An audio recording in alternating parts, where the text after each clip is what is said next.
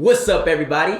I'm Chris, and it's time to Show What You Know, the only online interactive quiz show on the planet, hosted by me. So, sign up to play or just watch as I test some knowledge. Knowledge is learning something new so you can be better at whatever you do.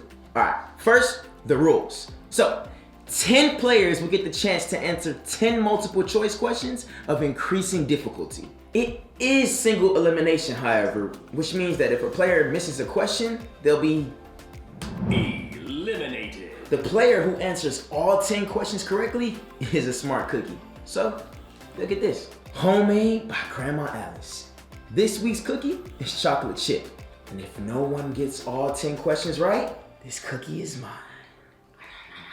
Okay, let's see who's playing today. A lot of fun people.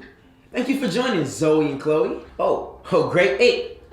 Oh, Curry Fan 1, okay. Quiz Wiz 27, my boy. Treybeck 90, I see you, man. Mr. Red, what up? Play to win, that's all we do. Brainiac 16, he must be smart. Leonard MD, a lot of fun people. So thank you for joining, Zoe and Chloe. Still waiting for one more. Yes. My buddy Ty sneaking in. Game starts in 4, 3, 2, 1. Question 1. Which of the following is not a country? A, Armenia, Armenia.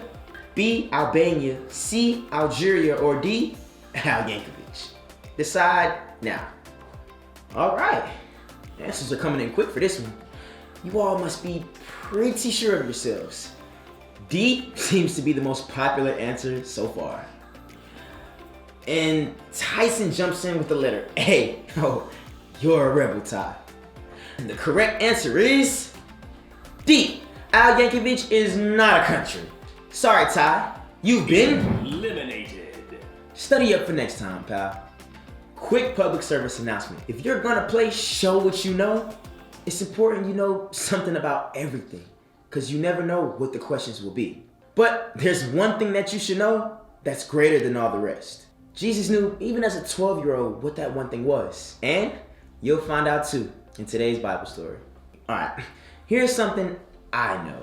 I've got 9 players who are one step closer to getting the winning cookie. And let me tell you, it's hot, it's fresh, and it smells really good. Stay tuned to see who wins.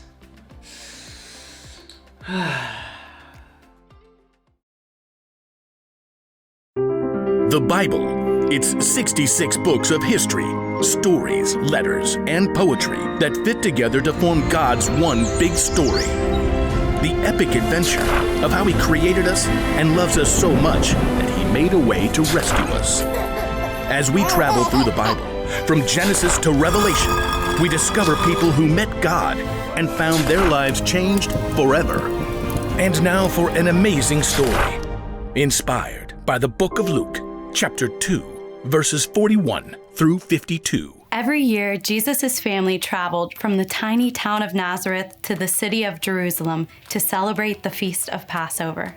We will never forget how God saved us from slavery in Egypt. The trip took nearly a week of walking over dusty roads. Jesus probably ran back and forth, playing games and talking with cousins and friends as they traveled. Just come back to gather firewood when we stop for the evening. Yes, Mother. The year Jesus was 12, Mary may have spent the long hours of the journey lost in thought. Who will he become? The angel Gabriel had told her Jesus was God's son. Angels had announced his birth. But her son learned to walk and talk like a normal child. He worked with Joseph in the carpenter shop and did the things his parents asked him to do. Mom, we started the fire. What? Oh. Mary was pulled from her thoughts as she realized they'd already reached their campsite by the river. Jesus and one of his cousins had run ahead to start a small fire for their evening meal. Thank you. We'll be able to eat more quickly now. The following day, Jesus and his family reached Jerusalem, along with thousands of other people. They probably stayed with relatives in the city. All you boys take mats and blankets back to the storeroom. We'll pack you in like sardines. And don't stay up too late. But Jesus tells the best stories. I've got this great one about buried treasure. Jesus and his family celebrated the Passover all week and shared a special meal together on the last evening. As they ate roast lamb, they remembered and retold the story of how God had rescued them from slavery in Egypt. Why do we eat this meal every year? We were slaves in Egypt, and the Lord took us out from there with a strong hand and with an outstretched arm. The next morning, Jesus' family packed up and joined the crowds flowing back out of Jerusalem. Whew, what a week. I'm ready to get back home. It's time to plant the garden. When Mary and Joseph reached their usual evening campsite, they looked around for Jesus. Probably gathering firewood. There's Ethan. Ethan, have you seen Jesus? Nope. Didn't he eat lunch with your family? I haven't seen him all day. Mary and Joseph hurried through the crowd, searching. Jesus? Jesus. Has anyone seen our boy? At last, they had realized the truth. He's been left behind. In Jerusalem. After a nearly sleepless night, they rushed back along the path toward Jerusalem. The city seemed large and empty now. The Passover crowds were gone. Well, I'll be a mole rat's uncle if it isn't Mary and Joseph. What are you doing back here? Is Jesus here? What? No, didn't he leave with you?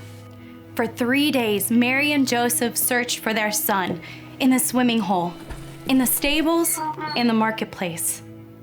Have you seen a 12-year-old boy? About this tall. Loves honey and wild locusts? Yes, he learned that from one of his cousins. So, you've seen him? Nope. At last, Mary and Joseph turned their eyes to the one place they hadn't looked. The temple? Exhausted, they climbed the hill to the imposing temple and entered the courtyard. It was much quieter here, now that Passover had finished. Ahead, they saw a group of bearded teachers, and seated among the group before them, a young boy listening intently.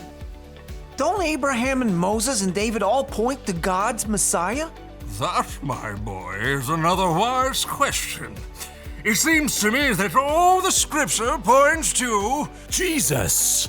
Amazed, Mary and Joseph hurried to their son, hugging and scolding him at the same time. Son, why have you treated us like this? Your father and I have been worried about you. We've been looking for you everywhere. Jesus studied them. Why were you looking for me? Didn't you know I had to be in my Father's house? Jesus was God's son, and he knew it was vital to discover all he could about God. But his parents didn't understand, though Mary continued to wonder and think about it in her heart. Please don't ever scare us like this again. Jesus went home with his parents and did everything they asked of him. He became even wiser and grew stronger. In all he did, he became more pleasing to God and to the people around him.